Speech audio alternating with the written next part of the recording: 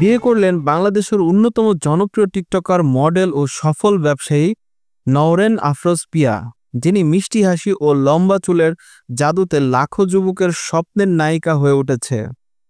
নিজের বিয়ের একাধিক ভিডিও সামাজিক যোগাযোগ মাধ্যমে পোস্ট করেছেন তিনি, যা মুহূর্তেই ভাইরাল হয়েছে।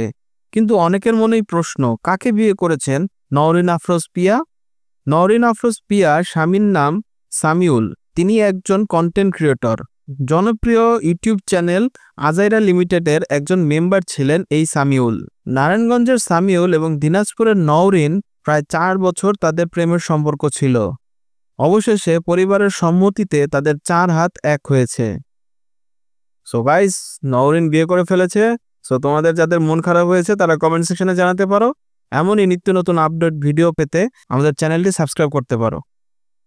আলহামদুলিল্লাহ আমি কবুল করিলাম। আরেকবার বলেন, আলহামদুলিল্লাহ আমি কবুল করিলাম।